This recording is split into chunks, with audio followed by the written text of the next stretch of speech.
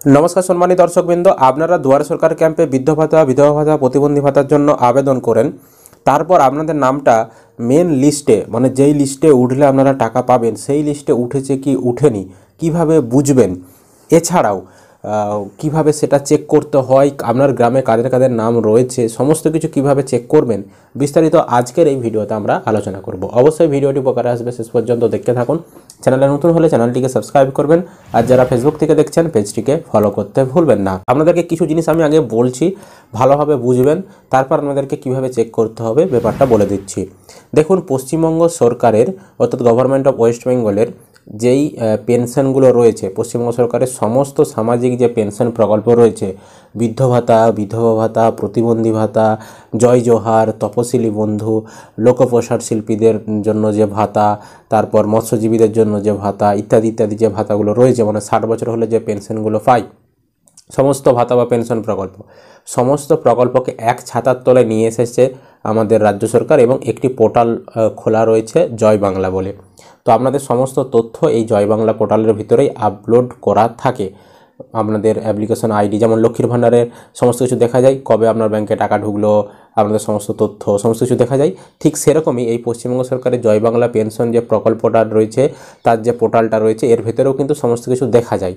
কিন্তু এই যে জয় বাংলা পেনশন প্রকল্পের যে পোর্টাল, এটা কিন্তু আপনারা কোনো মতেই অ্যাক্সেস করতে পারবেন না। অ্যাক্সেস মানে আপনারা নিজেরা এখানে কোনো কিছুই চেক করতে পারবেন না। তার কারণ হচ্ছে, এখানে চেক করতে গেলে আপনাকে আপনার মোবাইল নাম্বার, মানে অফিসার রেজিস্টার্ড মোবাইল নাম্বার, মানে আপনার নিজের মোবাইল নাম্বার দিলে হবে না, অফিসের স্টাফদের নিজস্ব তাদের যে মোবাইল নাম্বার রয়েছে, যেই নাম্বার দিয়ে ওনাদের অ্যাডমিন আইডি বানানো রয়েছে, সেই সকল মোবাইল নাম্বার এবং তাদের নিজস্ব ওটিপি দিয়ে লগ ইন করতে হয়। মানে এক কথায় বলতে গেলে অফিসের নির্দিষ্ট স্টাফ যারা এই জয় বাংলার কাজগুলো করে, সেটা বিডিও অফিস হতে পারে, পঞ্চায়েত হতে পারে, পৌরসভার হতে পারে, তারাই একমাত্র এখানে লগ ইন হয়ে আপনাদের তথ্য তারা দেখে বলে দিতে পারবে। মানে আপনাদের আধার নাম্বার দিলেই তারা দেখে বলে দিবে। এটা হচ্ছে মূল বিষয়, ঠিক আছে। তবে আপনারাও আরেকটা অন্য পদ্ধতিতে নিজেরা অনলাইনে চেক করতে পারবেন। কারণ এখানে যে নামগুলো আপনাদের যুক্ত করা হয় না এই জয় বাংলা প্রকল্পের আন্ডারে, তো সেই নামগুলোকে কিন্তু কেন্দ্র সরকারের মূল যে ওয়েবসাইট, সেই ওয়েবসাইটে কিন্তু আপডেট করতে হয়। কারণ জয় বাংলা প্রকল্পের আন্ডারে যে পেনশন প্রকল্পগুলো রয়েছে, সেই পেনশন প্রকল্পগুলো মুখ্যমন্ত্রী মমতা বন্দ্যোপাধ্যায়ের সরকার নিজেরা পুরোটা দেয় না। যেমন আপনাদেরকে বৃদ্ধ ভাতার যে 1000 টাকা দেয়, সেটা পুরোটাই রাজ্য সরকার দেয় না, কিছু টাকা কেন্দ্র সরকারও দেয়, ঠিক আছে, ওই 1000 টাকার মধ্যে। আবার বিধবা ভাতা বা প্রতিবন্ধী ভাতার যে টাকাগুলো দেয় 1000 টাকা করে প্রতি মাসে মাসে, সেই টাকারও কিছু অংশ কেন্দ্র সরকার দেয়। তাই কেন্দ্র সরকারের কাছেও আপনাদের তথ্য থাকতে হবে, তবেই আপনারা টাকা পাবেন, ঠিক আছে। রাজ্য সরকার যেহেতু পুরোটাই আপনাদের দিচ্ছে না, পুরো 1000 টাকাটাই দিচ্ছে না, তাই রাজ্য সরকারের পোর্টাল বাদেও কেন্দ্রের পোর্টালেও আপনাদের তথ্য থাকতে হবে, তবেই আপনারা বৃদ্ধ ভাতা, বিধবা ভাতা, প্রতিবন্ধী ভাতার টাকা পাবেন। বুঝতে পারলাম। এবার দেখুন আপনারা কিভাবে দ্বিতীয় পদ্ধতিতে চেক করবেন যে আপনাদের নামগুলো উঠলো কি না কেন্দ্রের পোর্টালে। এছাড়াও আপনারা লাস্ট কবে পেনশন পেয়েছেন বা আমাদের গ্রামের কারা কারা পেনশন পাচ্ছে, সেটা কীভাবে চেক করবেন দেখাচ্ছি। ভিডিও ডেসক্রিপশন বক্সে দেখবেন একটি লিঙ্ক দেওয়া রয়েছে, বৃদ্ধ ভাতা, বিধবা ভাতা, প্রতিবন্ধী ভাতা স্ট্যাটাস চেক করার একটি লিঙ্ক। তো সেই লিঙ্কে আপনি ক্লিক করবেন, সমস্ত কিছু লিঙ্ক ভিডিও ডেসক্রিপশনে দেওয়া রয়েছে। সেখানে যখনই ক্লিক করবেন আপনার সামনে ঠিক এরকম একটি পেজ খুলে যাবে। এটা হচ্ছে ministry of rural development, government of ইন্ডিয়ার অফিসিয়াল ওয়েবসাইট। এখানে কিন্তু আপনারা সমস্ত কেন্দ্র সরকারের যে পেনশনের পোর্টাল রয়েছে, সমস্ত তথ্য আপনারা দেখতে পাবেন এখানে, সমস্ত রাজ্যে। তাই পশ্চিমবঙ্গ থেকেও সমস্ত তথ্য এখানে এন্ট্রি করা রয়েছে। তো এখানে প্রথমে আপনাকে কি করতে হবে, স্টেট, এই স্টেটে ক্লিক করে আপনি যেই রাজ্যের দেখতে চাইছেন সেই রাজ্যটা সিলেক্ট করবেন। আমরা ওয়েস্ট বেঙ্গলে দেখতে চাইছি, মানে পশ্চিমবঙ্গ সিলেক্ট করলাম। তারপর স্কিম, এখানে ক্লিক করবেন। যদি আপনারা বৃদ্ধ ভাতা দেখতে চান তাহলে IGNOAPS অর্থাৎ Indira Gandhi national old age pension scheme প্রথম অপশানটা সিলেক্ট করবেন। যদি আপনারা প্রতিবন্ধী ভাতা দেখতে চান তাহলে IGNDAPS মানে Indira Gandhi national disability pension scheme, এই অপশানটা সিলেক্ট করবেন। আর যদি আপনারা বিধবা ভাতা দেখতে চান তাহলে Indira Gandhi national widow pension scheme, এই অপশানটা সিলেক্ট করবেন। আর NFBS মানে এটা আরেকটা অন্য প্রকল্প, এটা পেনশনের মতনই একটা আলাদা প্রকল্প। তো এটা যদি দেখতে চান তাহলে এটা আপনি ক্লিক করবেন NFBS। তো এই প্রকল্প নিয়ে পরবর্তী সময় ভিডিও আমরা বানিয়ে দেবো। তো আপনাদেরকে আমরা এখন আপাতত বৃদ্ধ ভাতারই দেখাচ্ছি। বৃদ্ধ ভাতা এখানে ক্লিক করলেন, তারপর এরিয়া এখানে ক্লিক করবেন। এখানে বোথ রুরাল আরবান, যদি আপনি গ্রামের কৃষক হয়ে থাকেন, গ্রামের লিস্ট দেখতে চাইছেন, তাহলে রুরাল করবেন।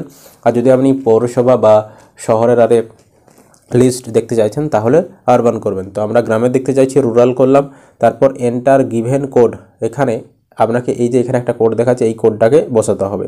আপনাকে যেরকম কোড দেখাবে আপনার ক্ষেত্রে সেটি দেখে দেখে এন্টার গিভেন কোড এখানে বসাবেন।